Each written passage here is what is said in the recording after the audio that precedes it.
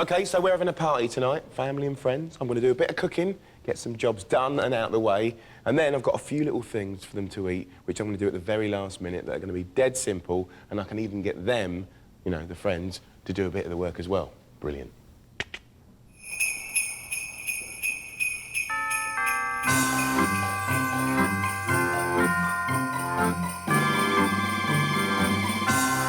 OK, I'm going to make a delicious, homemade chicken liver parfait, which basically means a pâté. First of all, I want to get your head around something. Clarified butter. You literally put a pack of butter in a pan in about 20 minutes. It's on a really low heat or a pilot light. What you get is a separation of the golden sort of fat of the butter and then the Milky Way. And it will look like this, completely clear. You just skim it off the top. I'm going to put it on a medium heat now. I've got a frying pan on as well. I'm just going to put a sage leaf just in. When I start to see that really frying, I know that I'm at a good temperature. So I've got 2 red onions that I've peeled, finely chopped. Hot pan. Onions go in. Got 2 cloves of garlic in here as well. Put it back on the heat. A little bunch of thyme, like this. Let them fry nice and fast for a few minutes. While we're here, just pick the sage. Right, so I think that oil is pretty hot now. There you go. I'm just going to put all of these in. Don't really heat it up. That's why I put that leaf in it. As soon as it kind of looks fairly frizzled and fried up, then literally all I've got to do is take it off the heat now. And that residual heat will cause that sage to go crispy and snappy and delicious. So that's all good now. I'm going to let that just cool down in itself. These have had about 4 minutes. Have a little taste. You want them to be softened. Yeah. So I'm going to add my chicken livers. If I fry that in a large hot pan on full whack for about 4 minutes, that's just going to be blushing on the inside. That's what you want. If you cook the hell out of that now, you're just making all the proteins go tough. So this is at about 3.5 minutes. I'm going to put a ladle, let's say 2 shots of brandy into my lovely liver. If you want to flame it, there you go. That's at about just over 4.5 minutes now of cooking. It's sort of blushing in the middle. It's juicy. It's not overcooked. So just add all of that in there. Whack it on. So wazz it up and have a little look. All of a sudden, it starts to look a little bit like pâté, doesn't it? Have a little taste. Season it with salt and pepper to a degree where you're happy, and then add a little bit more, because the seasoning goes down when it's cold, and you're going to serve it cold, aren't you? Whiz it up, and you want 1 pack of good quality butter, yeah? About 250 grams. Just add it bit by bit. Last one. So after about a minute, take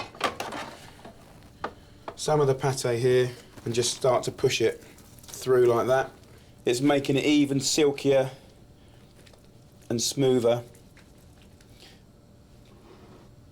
And you pop this in the fridge for about 2 hours, okay? And that'll firm up like a traditional pâté. So it will look like this. This is a wonderful, easy thing that you can get in the bag, done a week before Christmas or any parties, okay? That's why I did and went to the trouble of getting my clarified butter. Put the sage on the top of your parfait, put these in and around like that, and then get that clarified butter. It's going to go hard, almost like a wax topping.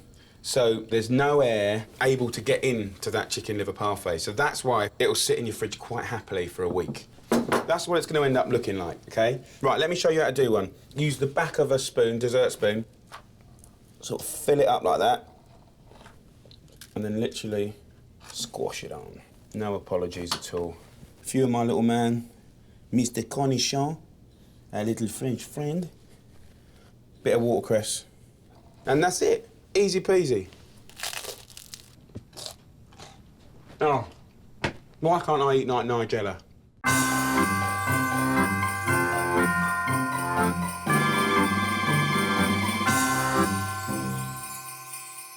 Right, I'm going to make the most incredible soup. It's using all of these beautiful Asian spices. So first things first, I've got about 7 kaffir lime leaves. I'm going to get some lemongrass here. I'm going to take the ends off, and then all I'm going to do is just give it a really good slap. So when you bash it like that, they smell absolutely delicious. I'm going to go in with a couple of cloves of garlic and then chilli. Now, if you want to take the seeds out, absolutely you can. Basically, the seeds do hold the aggressive heat. And then coriander. Right, I'm going to use this top part for garnish, and then these stalks here go in as well. About a thumb-sized piece of ginger. I'm going to put that in the mixer there. Salt, and don't need pepper, just wazz it up. And then I'm going to add some olive oil. So that's mixed up. Then a nice spice here, 5 spice, a nice heaped teaspoon. So one of those goes in, and then like a flat teaspoon of ground cumin. Wazz that up. And then we go straight over to a pan. Pan's on a medium heat. Start to fry that off, and that's going to awaken all of those spices. Onion, finely slice it. Take that into the pan. Keep it moving. Right, let them sweat off for a couple of minutes. I'm going to put butternut squash in there. Just take these seeds out. Chop it into inch-ish pieces, okay? Then we go over to our pan. The onions are sort of softening up. Squash goes in. Give it a little toss up. And then add about a pint of chicken stock. Get it on full whack. This has been cooking for about 15-20 minutes. I'm going to add 200 grams of rice. Give it a little wash to get rid of some starch. I'm going to add that rice, and then it's really quick to finish with the coconut milk and seasonings and stuff like that. So let that cook for 10 minutes, and then I'll show you what to do. So this is at about 10 minutes now. I'm going to add 2 tins of the coconut milk, and that's your link that turns it into that kind of thick, beautiful soup. The minute that comes to the boil, it's ready to be served. Just going to roll on the line to make it more juicy.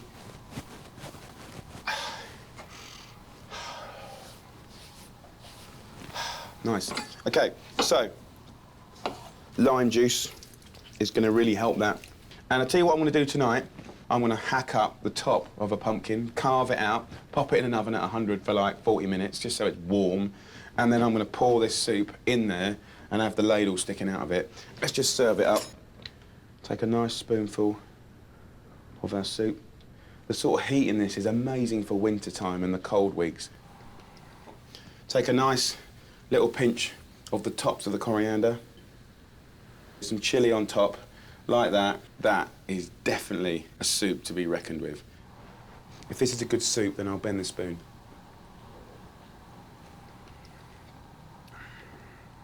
That's a good soup.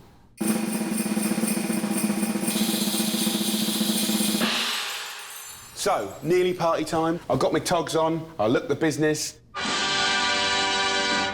I've got my mates coming in about 10-20 minutes, got my bits and pieces done, my mulled cider, I've got my chicken liver parfait, I've got my soup ready to go. But what I want to focus you on now is combos, really good things that spank your taste buds. For instance, we've got Parma ham or prosciutto with a piece of fig, a bit of mint and some mozzarella. So with the figs here, cut these into quarters. We've got the Parma ham, which frankly I'm just going to take straight out of the pack and put here like that. You know, a little bit of mozzarella, some mint, just bang it there. That is basically a canapé waiting to happen. I can just pinch a little bit of the mozzarella. I'll take a piece of mint. I'm basically going to stab that, as you can see. A little bit of fig, stab that. Take a little bit of the old prosciutto, and then just basically wrap it around, just like that. And there you have a modern, exciting, beautiful mouthful.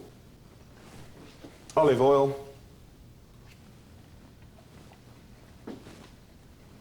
Delicious. Really, really good. Let's talk about this one. We've got smoked salmon, cress, pickled beetroot, horseradish. And all I'm saying to do is you could take a little slice like this. Inside it, you put your little bit of horseradish, a little bit of beet. Go heavy on the horseradish as well. A little bit of the old cress. Pinch it together. You know, you can put that on a spoon. Everything's nice with a tiny little bit of olive oil, right? Squeeze the lemon juice. That is a brilliant little mouthful. Every time. Bresaola. Bresaola is an Italian cured beef. You got some coleslaw, you can make it or buy it, like that. A couple of cornichon, and then you can literally just pinch it up like that, and you stab it. Just like that. Believe in the power, in the combos. Party time. Come on, Tigers! Here you go. Here you go, gorgeous. Does anyone want to try some soup? Strike the harp and join the chorus.